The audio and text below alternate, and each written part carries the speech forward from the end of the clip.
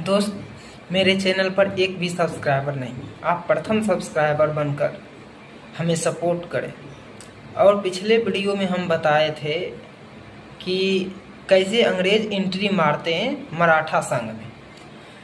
देखिए, रघुनाथ राव जब अंग्रेज के पास जाते हैं, ठीक, तो रघुनाथ राव को सहायता अंग्रेज देने के लिए 25,000 सैनिक दिए। लेकिन अंग्रेज ऐसे फ्री में थोड़े ना देगा। अंग्रेज बोला कि हमको सूरत, भरूच, सालसेट और बेसिन, ये चार, उस वक्त सूरत का सब दिन अच्छा खासा डिमांड रहा है पतन को लेकर।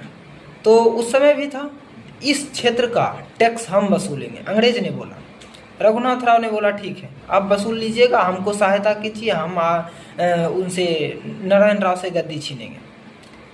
सहायता किया, लेकिन कलकत्ता काउंसिल ने जब इस बात को जाना, कलकत्ता काउंसिल में अंग्रेज का परिषद था, तो वो बात जब जाने ना कलकत्ता काउंसिल, तो बोला छी, ऐसी संधि करता है क्या? हम वो भी भारतीय से संधि करें कि हम तुमको राजा बनाएंगे लेकिन मैं कुछ क्षेत्रों का राजस्व वसूलूंगा, ये नहीं हो सकता। उन्होंने एक और संधि की, पुरंदर की संधि। 1775 में सूरत की संधि और 76 में पुरंदर की संधि हुई। पुरंदर की संधि में रघुनाथ राव को पेंशन भोगी बना दिया गया और अंग्रेज इनके क्षेत्र में हस्तक्षेप करने लगे, मराठा के क्षेत्र में। उसके बाद युद्ध तब हुआ जब नाना फडणवीस ने